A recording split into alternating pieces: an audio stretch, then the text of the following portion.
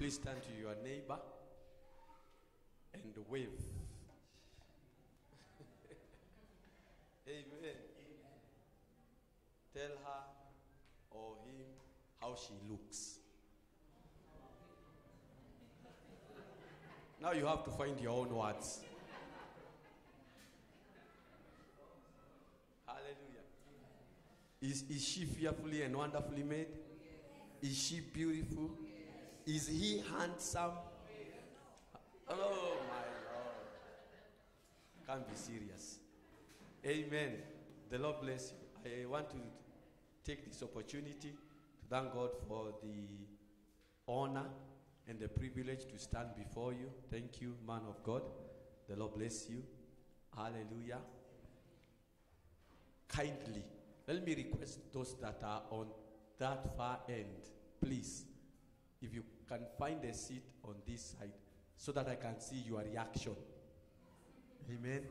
Please come to this side, and also so that you can create space for those who will come late. They will not interfere with us as they cross to this side.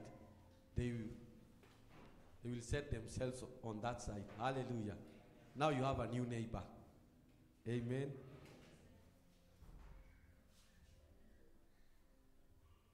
Let us turn into the book of Genesis chapter 37. I want to continue with what our last Sunday's minister in the English service did, Vaughn or Peter Kiaha. And if you noted, he said that he had a message prepared, if you are keen, 5 days before the presentation. But on Sunday,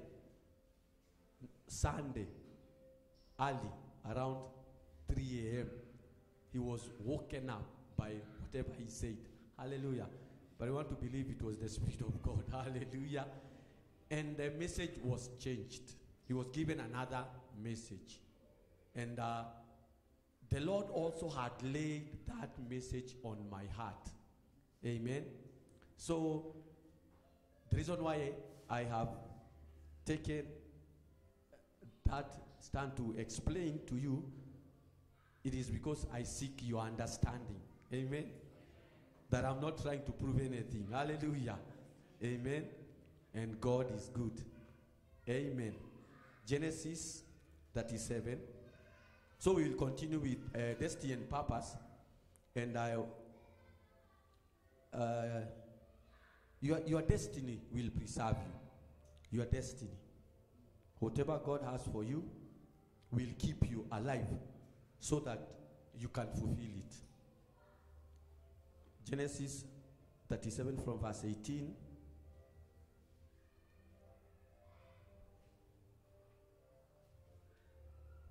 to 23. And when they saw him afar off, even before he came near unto them, they conspired against him to slay him or to kill him. And they said one to another, Behold, this dreamer cometh. Come now, therefore, let us slay him and cast him into some pit, and we will say, some evil beast hath devoured him, and we shall see what will become of his dreams. And Reuben heard of it, and delivered him out of their hands, and said, Let us not kill him. Father, we thank you because of your word, that man shall not live by bread alone, but by every word that proceeds from your mouth. Lord, may we hear from you, that we might live. For the just shall live by faith, and faith cometh by hearing, and hearing your word, your voice, your commandments, and observing to do them. Holy Spirit, our helper, our teacher, come and reign, take control, and lead us into all truths. For where you are, Holy Spirit, there is liberty. We decree liberty as we leave this place. We shall live a transformed people. Use me, for this treasure is in an earthen vessel, that no flesh shall glory in your presence, and the excellence might be of you, O God, forever and ever. We give you all the glory in Jesus' name. Amen. Hallelujah. Tell your neighbor, the Lord knows you. Yes, you are known by God. It doesn't matter who knows you or who doesn't know you. It is irrelevant. As long as God knows you, He will make the rest to know you also. Amen. And we can see that in Ephesians chapter 1 verse 4. The Bible declaring that you are chosen. You are chosen before the foundation of the earth. Even before the earth was created, God chose you. And this is what He said to Jeremiah in Jeremiah 1 verse 5. Before I formed thee, I knew you, and I appointed you to be a prophet unto the nations. Isaiah 43 verse 1 says, I have redeemed thee, and I have called thee by your name. Not only are you known by God, not only were you chosen before the foundations of the earth, God has called you by your name. He's not calling you, hey, hello. No. He has called you by your name. Isaiah 49 verse 16, the Bible says, behold, I have engraven or inscribed you in the palms of my hand. How many times do you look at your palms or at your hand? I know you look at your hand many times. So God says that He has inscribed you, engraved you in His palm of His hand. And so whenever He looks at His hand, He sees you. Psalm 139 verse 16, the Bible says that all the members of you are written. They are written. All the members of your body are written in His book. Matthew 10 verse 30. Jesus says that the numbers of your hair, they are numbered. Your hair is numbered. In other words, when you are combing your hair and one hair drops, God can tell which number. Is it 364? Job 23 verse 10. Job declared and said, I know thy steps. The steps that you made when you began walking or crawling. God knows how many steps they are. I want to show you how God knows you. Hallelujah. And in Romans chapter 8 verse 30, the Bible says, moreover, whom He did predestine, them He called. He knew you before the foundations of the earth. So He predestined you. And when He predestined you, then He called you. So when you received the salvation of our Lord Jesus Christ, that is not the time that God knew you. That is not the time that God called you. He knew you and predestined you and called you and justified you. And He also glorified you. You are glorified.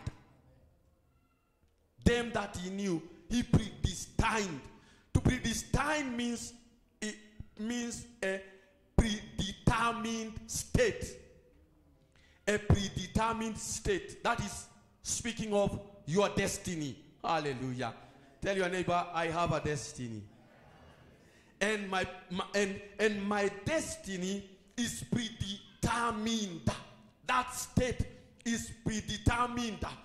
That is where the word destination comes from. We derive the word destination from destiny.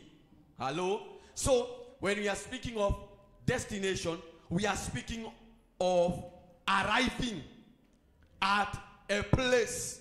So, destiny implies of a position.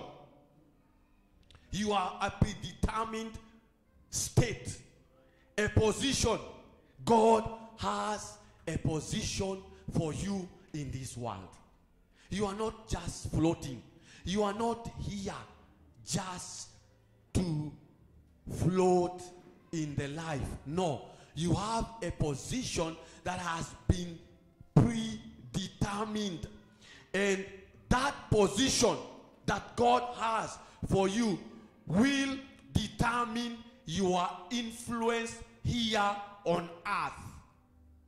So it is your responsibility to discover your destiny, so that when you discover your destiny, then you can come to the realization of where or what is your position here on earth.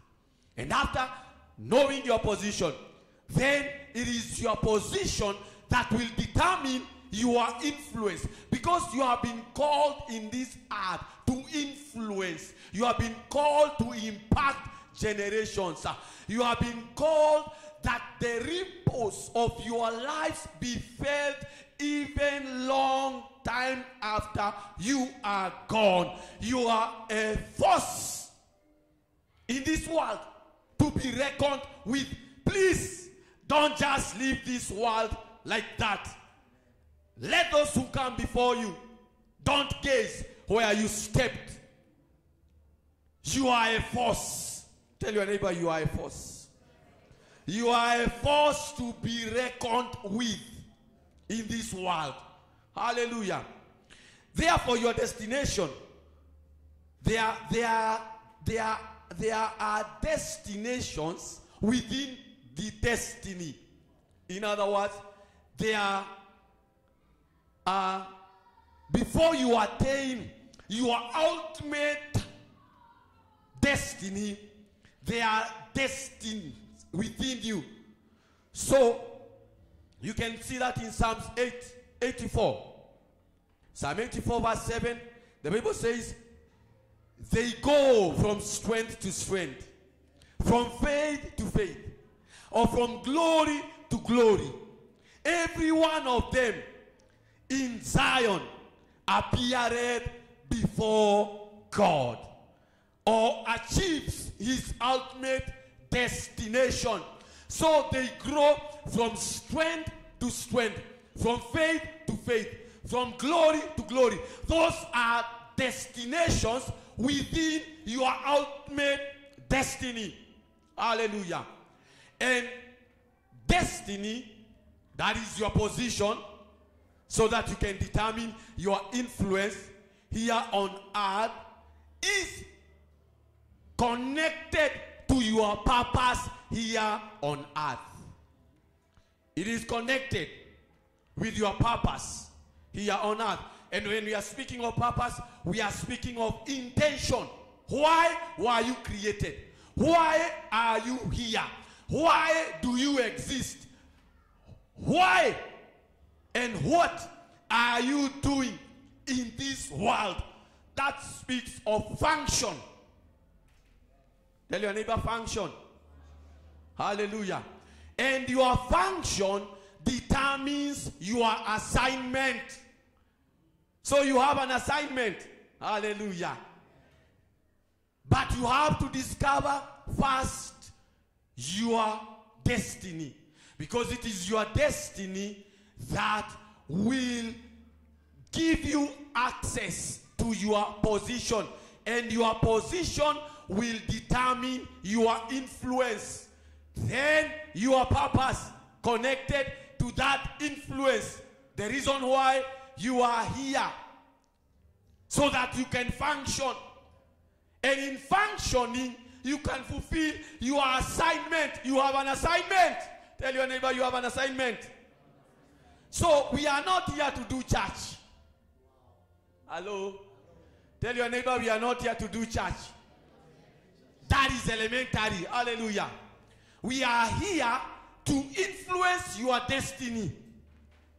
So that as you journey to your destination or your arrival, we may unwrap you or unveil the potential that is in you, so that when you attain your ultimate destiny, when you attain your position in life, so that you shall not miss your assignment. The reason why God has called you, the reason why God has told you, all those scriptures that we have read concerning you, when he knew you, when he called you, where he has placed you, where he has inscribed you, is because he has an assignment for you.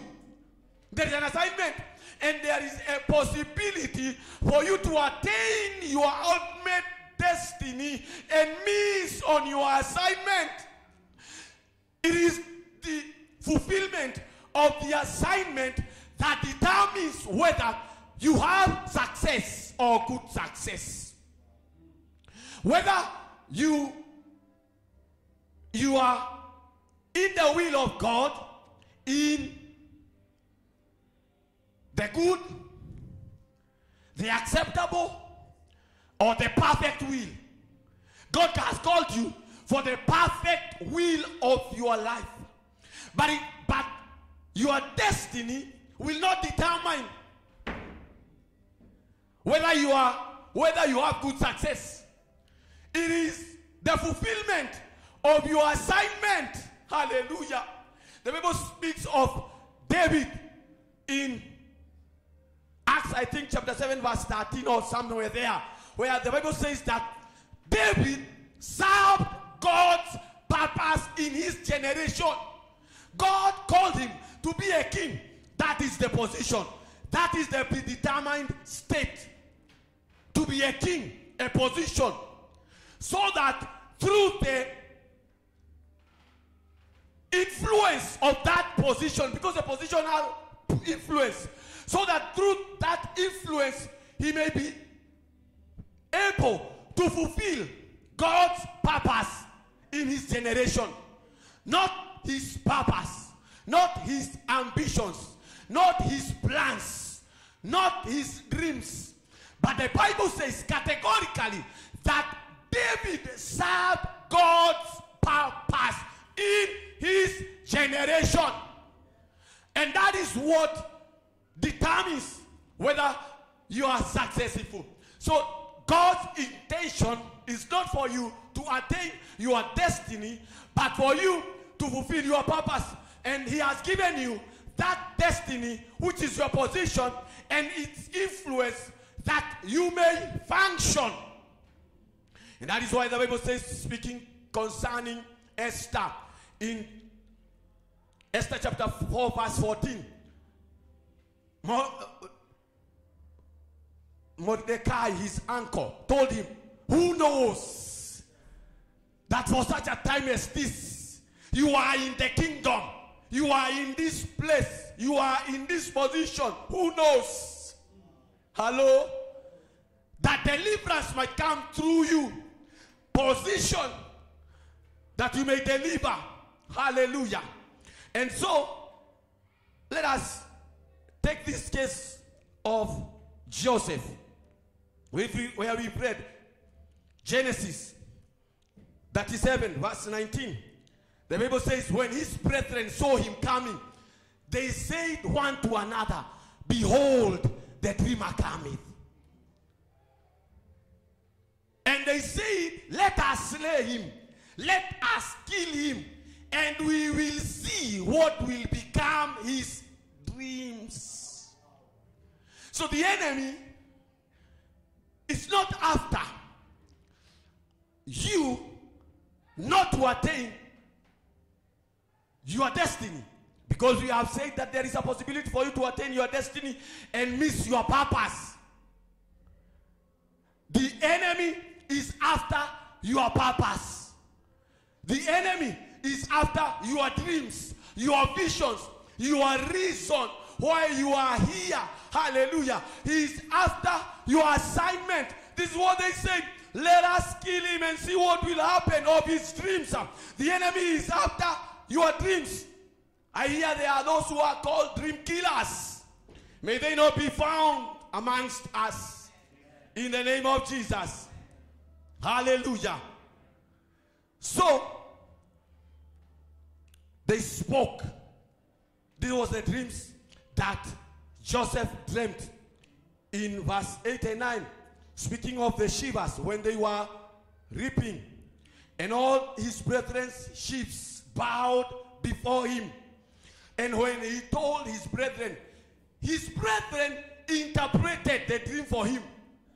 Because they asked him, surely, do you want to mean that you will reign over us and have dominion? That is the destiny.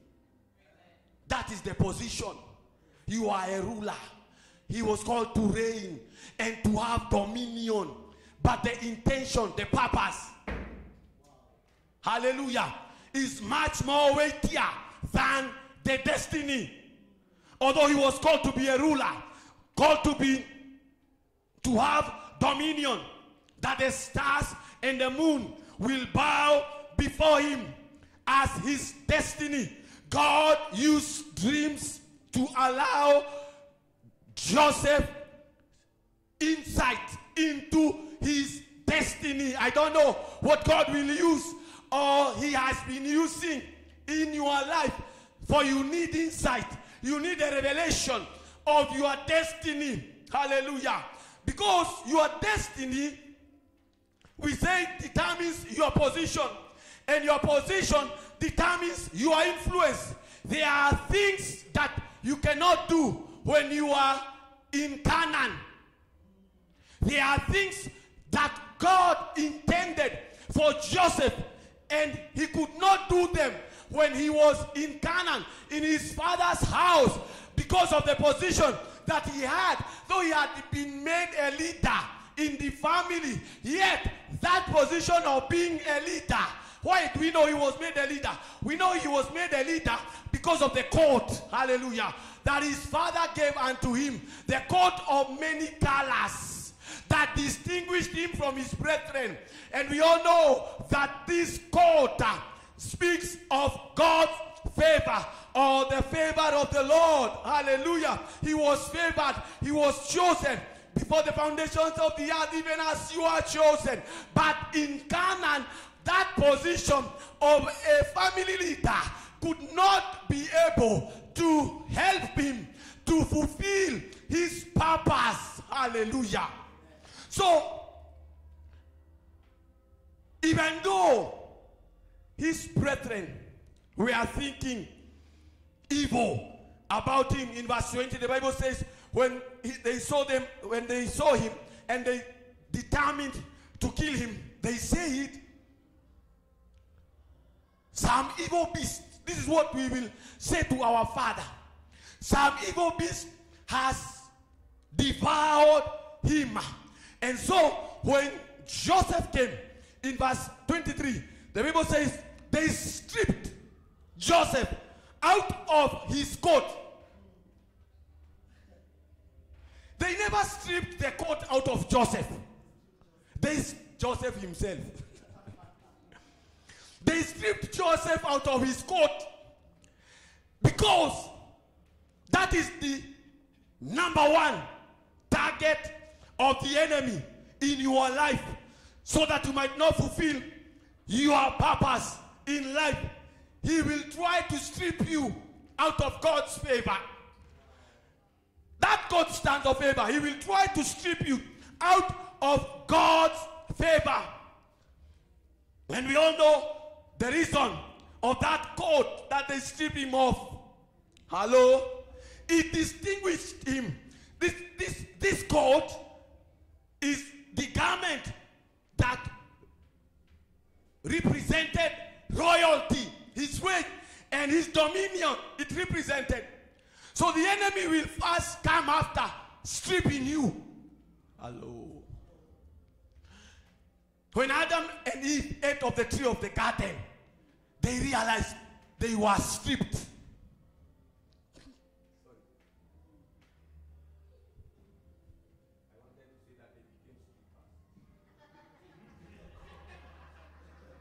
They were stripped. Hello? The story of the Good Samaritan. You will understand that when these robbers saw him, and we all know that the devil came to kill, to steal, and to destroy. He is a robber. When they saw this man that was journeying from Jerusalem to Jericho, number one, they stripped him of his garments and left him naked. They stripped him of his garment. Hello? That is the intention of the enemy. Number one. And let me tell you that Joseph lost 2 goats. He lost one from his brethren. The other one he lost in the house of Potiphar. Hallelujah. Sonny, I will release the anointing on you. Hallelujah. Amen. And also, it is not only that Joseph lost his goats. Reuben, when he delivered Joseph from his brethren, not to kill him, his intention was to come and deliver him and save him and take him to his father. And when he went to the pit, he realized the boy was not in the pit. And the Bible says that he tore his clothes. And when the report of Joseph, what had happened to them as a lie, reached his father, the Bible says that he tore his clothes. So it is not only Joseph that lost his clothes. There were 4 clothes that were torn. His 2 clothes, Reuben's and Jacob, his father. His firstborn, and him being a lastborn, because Benjamin was not born. I don't know. You will help us pass it. Hallelujah. And for those 4 clothes, they spent 100 years for each in slavery in Egypt. Every cloth stood for a year. So they spent 400 years in slavery in Egypt. Although God had spoken and shown Abraham the vision of how they will be slaves in a foreign land, but they are the ones.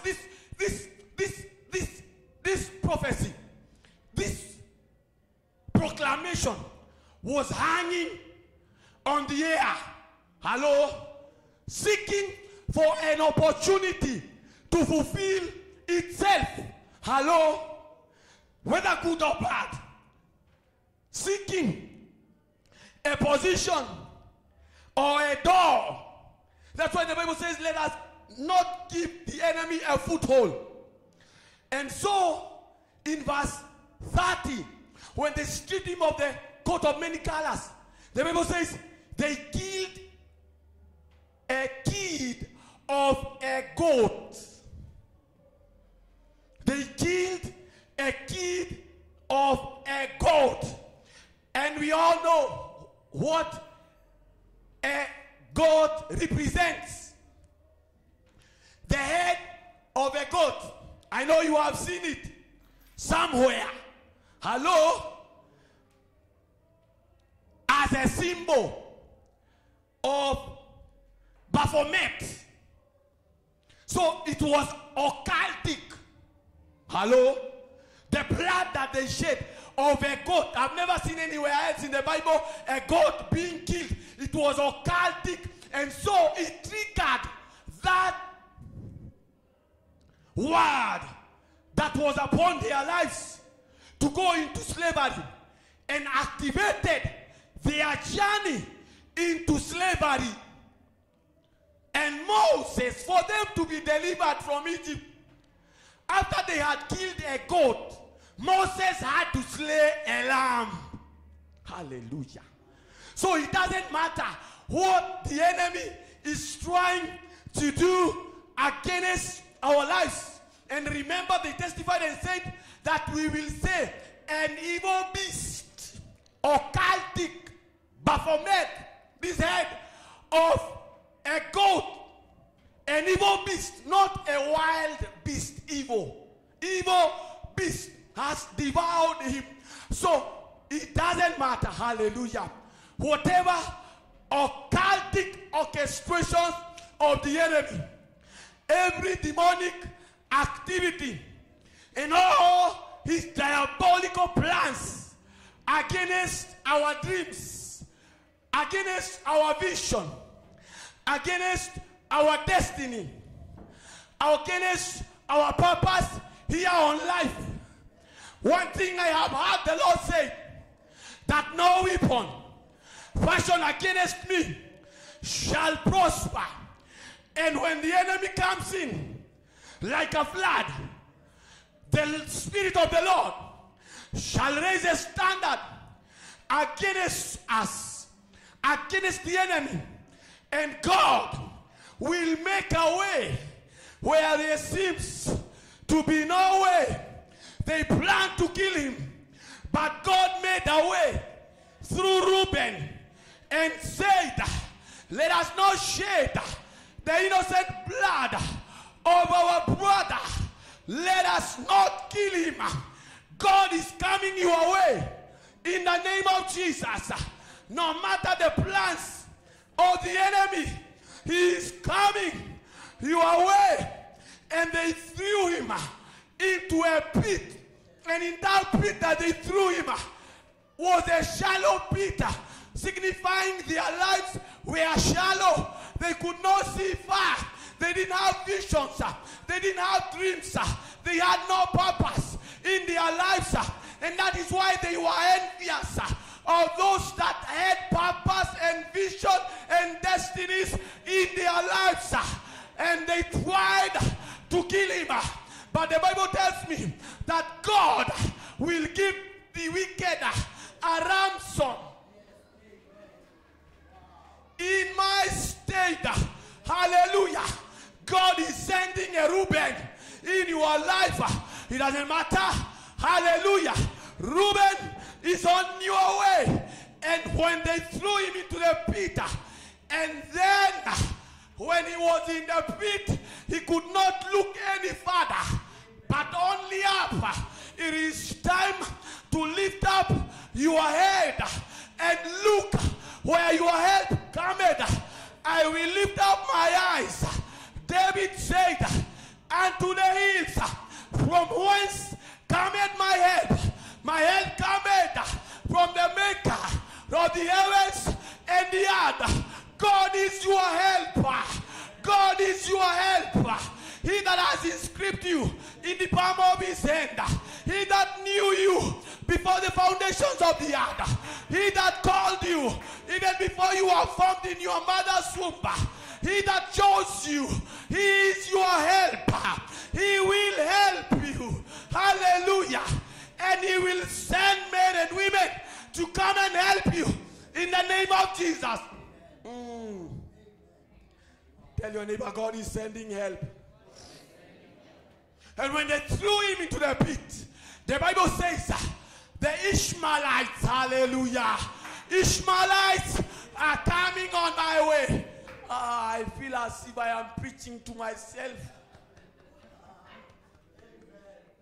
I told you, I called you to this side so that I can see your reaction. But I see I am the only one who is excited. I am the only one who is, hallelujah. The Ishmaelites are coming my way, Baraka. The Ishmaelites, hallelujah. And when the Ishmaelites came, he was lifted from the pit. And the Bible says, hallelujah, I waited upon the Lord patiently, and he heard my cry, and he inclined unto me, And he delivered me from a horrible pit, from the mighty clay. And he has established my going upon the rock. A new song has he put in my mouth. And many will see this song is not hard. This is a song of singing. It is not hard. Many will see this song, even praise unto our God.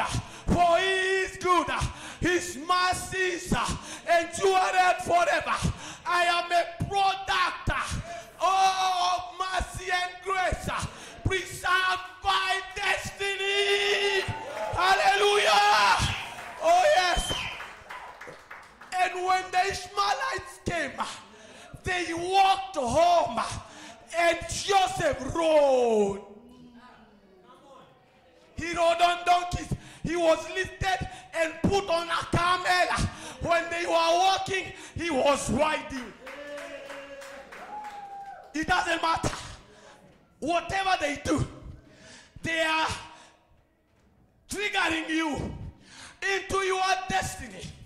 And your destiny begins as they go home. You begin riding. Tell your neighbor, I am riding. I am riding. Hallelujah. Hallelujah. I am riding. The Bible says, and God was with Joseph. And God was with Joseph. Maybe there is nobody to be with you, but that God that knew you before the foundations of the earth, he is with you, and he is the one who calls the shot. He is Elohim, the Almighty God. He is with you. The Bible says, and God was with Joseph, and he delivered him, hallelujah, from the pit, and they threw him. And Joseph found himself in the house of Potiphar. Hallelujah. Then there he loses another coat. Hello. What's wrong with these people? Can they leave me with my coat? Now they have taken another one. And the Bible says Joseph found himself in prison. Hallelujah.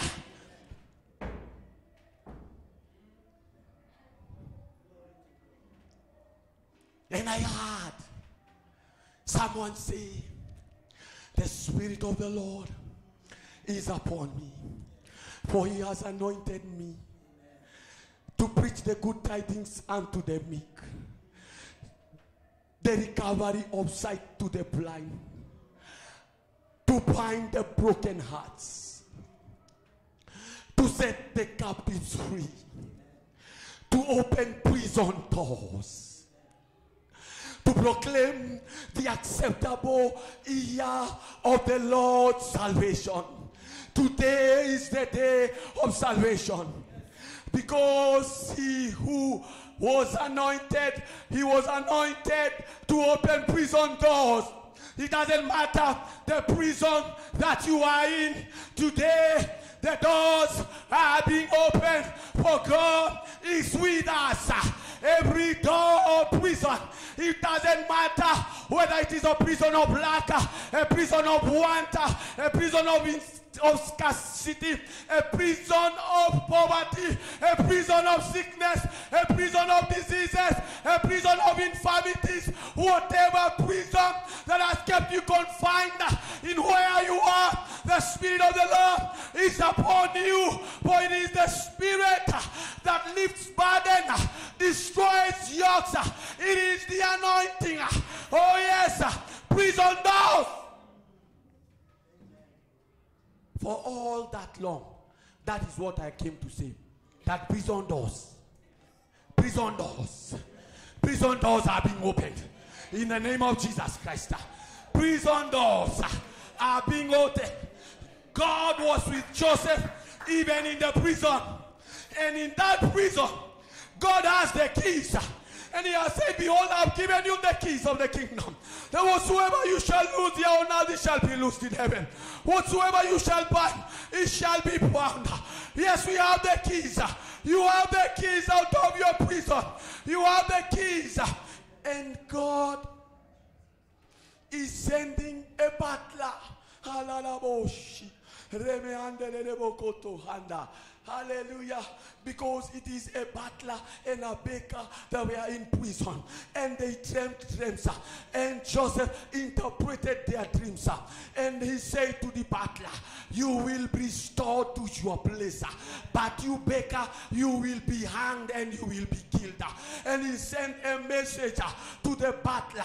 When you go, remember me. Speak well of me before Pharaoh. But the Bible says that the butler remembered him not. It doesn't matter the people whom you stood with and never stand with you. God is with you. God is with you. And he is causing a dream that cannot be interpreted by somebody else but you, by your purpose, by your assignment, by your functioning. He's causing, he's creating, he's orchestrating a position that only requires you and only you and only you and nobody else. And when this situation comes, please be prepared. Today is the day of that situation. That is truth. What I'm saying is the truth. Today is the day. A situation has been created. To other people, it is a problem. But to you, you are the solution. Because you are coming to attain your destiny. That position for you to function as an assignment so that you can bring a solution. You are a solution. You are not part of the problem. You are a solution. And so God is bringing a butler. A butler is a door opener. Hallelujah. Not a soda opener. A door opener. Hallelujah. A butler is a door opener. And he's coming your way to open that door. That door of finances. That door of your dream business. That door of your dream house. That door of your dream car. That door. Oh, Rabashata. Make it telebabo. Rimayanda Rababo Shata. That door. That door. Today, in the name of Jesus, he is a way maker. Oh, light in the darkness. He is the open doors that no man can shut. And shutters doors that no man can open. A butler is on your way. The city of Jerusalem was builded by a butler. Nehemiah was a butler. He is the one who held the king's cup of wine in the city of Shushan. That kingdom, hallelujah. He's the one that rebuilt it. A butler on your way to rebuild. Oh, let us stand in the name of Jesus. My time is up. Psalm 23, verse 5. The Bible says, thou preparest a table before the presence of my enemies. My head hast thou anointed. My cup runneth over. My cup runneth over. In the name of Jesus, your cup today is running over. Is running over. In Jesus' mighty name.